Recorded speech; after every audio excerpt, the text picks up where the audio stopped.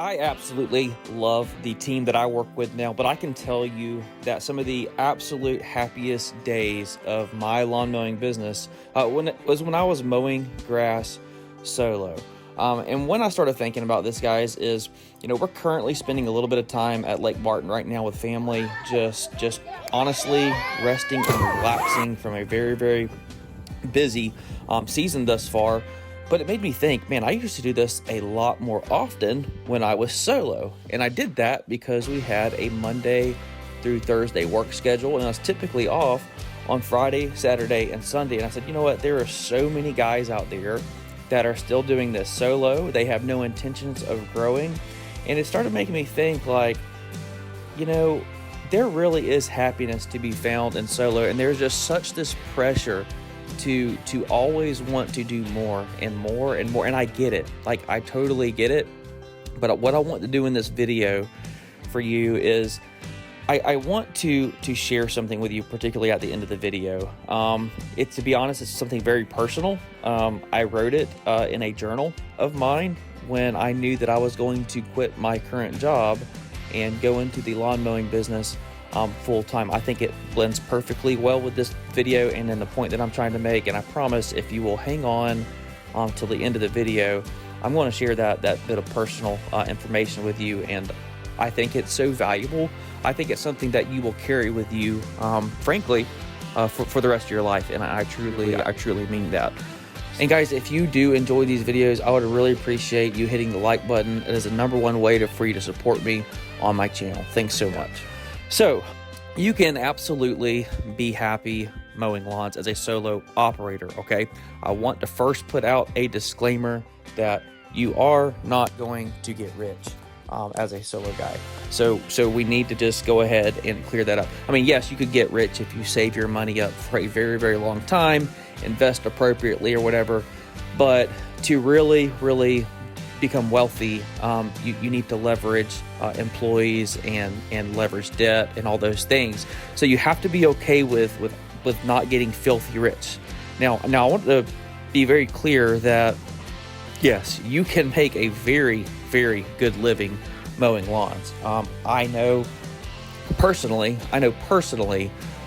myself, many guys who are making over $100,000 mowing grass with excellent work-life balance. I know a couple of them that are pushing $150 a year. And if I ever get to the point in my life, guys, where $150,000 a year as a solo guy is like not a lot of money, well, I mean, I don't know what we're doing, but to me, that is still a lot of money.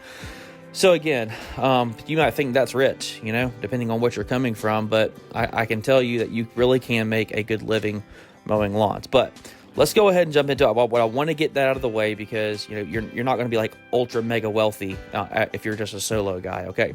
But what does it take to actually be a happy person, like if you are just a solo operator? And I made a little list here of some things that I think that you need to be comfortable with, and some things that you need to wrap your mind around. So we're gonna talk about those really quick.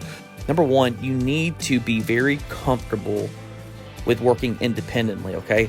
Some people, they are either not self-motivated or they just prefer working on teams, and that's okay. But you have to be very, very honest with yourself that, like, unless you are somebody who can be self-motivated and stay organized and get up and go to work on time at the times that you need to, like, it is going to be very difficult for you to get any traction and keep this thing going. Like, every day is going to wake up and be a struggle because you just don't have the motivation to work independently, okay? And that is a big thing. So if you're a solo guy, I think the number one things like that for you to be happy is, like, you need to be very honest with yourself. Are you comfortable working independently, okay? And if you can check that box, we can go off to the next thing. The next thing is that as a solo guy, you really have to remember work-life balance. You truly do. Most of the time, whenever we start our businesses, there is a reason that we start out solo or choose to remain solo. And that is, we want more family time. We want to be able to control our schedules better. Like, that is one of the most important things to us, is the balance. And there is a tendency, like I said, there is this tendency to want to do more and more and more. And my question to you is this, like, at what point is enough enough? Like, there has to be a point when you're like, okay, like this is and guys, this is actually what I'm going to be talking to you about at the end of the video. So by remembering work-life balance, you are just going to set yourself up to like, okay, this is my beacon. My beacon is I am going to make sure that I'm always carving out enough time for family, for my hobbies, for things that I want to do. It's not going to be work until I'm dead. Like, I'm sorry, man, that just sounds like an absolutely miserable life. But as a solo guy, it's easy to work yourself into the ground because you're doing it all yourself. You really, really are. So you have to make it a priority to remember work-life balance. Okay, number 3, let's go into this. This is a big thing right here, man. You need to be able to embrace physical work, like hard labor, physical activity. Most of my followers, like you guys, know that I used to be in law enforcement, but what you may not know, I have a lot of people that have recently joined on with the channel, and I certainly appreciate that. But what you may not know is that I do have a degree in finance. My education, I went to college, I got an education in finance. And before I was a law enforcement officer, I was an insurance agent. And guys, I can tell you, I was absolutely miserable as an insurance agent, just sitting in there in a desk, answering phone calls. Like, I kid you not, man, I would literally go to the bathroom in my office. I would go in there and I would do air squats and I would do push-ups in the bathroom because, like, there was literally nowhere to get any physical activity. I was like literally stuck in this cage for 8 hours out of the day. And I just look outside and like there's people walking around and I'm stuck inside this building. Like, I saw my whole life like flash before my eyes. Like, some people love an office environment, man. But I would say that most people who are getting in this line of work, you are somebody who embraces physical activity. But the point that I just want to drive home is that since this is so physically labor intensive, like if you are a solo guy, for you to be happy doing this, man, you have got to prioritize your health. And I've recently done a video on like what it takes to make a lot of money doing this. I'll link that up in a card right here. So to check that video out, but I talk about how important it is to prioritize your recovery in that video. But embracing physical activity, you got to lean into it, man. You got to be all in and just understand that this is hard, physically demanding work. The next thing is you need to take pleasure in routine and, frankly, monotony. And if you're not somebody who does not take great pleasure in staying like an organized routine day in and day out and can embrace monotony, then being a solo guy and having to do lawn mowing day in, day out, day after day for years and years and years and years, like, oh my gosh, that sounds horrible, right? Well, there's some people who absolutely love the predictability, the routine of it all. You just get in your routine, and that is what it is. But you have to be very honest with yourself that, like, hey, this is something that I could do for a very, very long time. Now, sure, there's little things that you can do to break it up, you know, to kind of keep it fresh. I think we should all do that. But by and large, this industry, to do really well in it, you really need to take pleasure in the routine. All right, guys, if you have made it this far with me, then I want to share with you that entry that I made in my journal so long ago. And I really, truly feel like it'll have value for you for a very, very long time.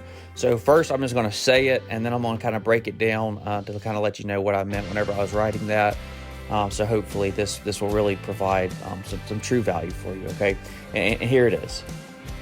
We must know the difference between contentment and settling for less than we are worth. There is no shame in ambition, nor is there peace in devaluing ourselves. We must press on towards our worth with contentment as a beacon. Okay, so that very first line there, we must know the difference between contentment and settling for less than we're worth. Guys, if you are a solo guy and there is this like restlessness feeling inside you that's like, that you feel like you should be doing more, and you're wondering like, well, this other business over here has employees, and this person has a huge business, and am I not doing something? Am I just telling myself that I want to be a solo guy because I'm not capable of doing this? Man, let me tell you that like everybody at some point they've had that exact thought in their head. Like, you are not alone in that. Okay, so let's just completely clear the air on that. Like, you're not alone in that. So let's talk about that. No, dude, you're doing nothing wrong. Okay, you're absolutely doing nothing wrong. You are having that same battle right now that everybody else has had before. You are trying to figure out the difference between contentment and settling for less than your worth. And that is a real thing. Like, you have to identify, like, are you settling? Like, are you capable of doing more? Or are you just on this path to contentment right now? You have to know the difference between those two, okay? The second part is, if you are ambitious, if you are ambitious, there is no shame in that, man. Like, if you want the world, like, there is no shame in being very, very ambitious, okay? But you will never be satisfied, okay, if you are devaluing yourself, okay? That's very, very important to mention that, okay? And then finally, in this excerpt, and this is what drives it all home. This is the main thing of this whole video, is that you need to press on towards your worth, whatever your self-worth is, whatever that thing is, with contentment as a beacon. Meaning that everybody is going to have a different level of self-worth, all right? And I don't mean that to be ugly, but I'm saying, like, everybody has this own standard. Like, you have a standard, and if you are not meeting the standard that you see in your head, that you know, then you are going to have this restlessness, and you are never going to be content.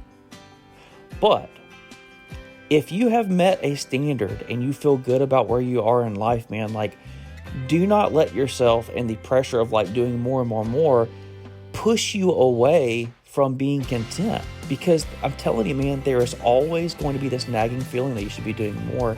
And I'm telling you, I promise, if you can figure out the difference between those two, life gets easier.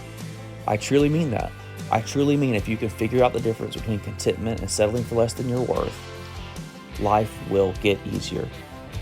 Guys, if you are a solo guy and you're struggling with that right now, I really, really hope that provides value for you, because I promise, if you will just think about that through the course of the next week or so, am I settling for less than that I am worth, or am I content?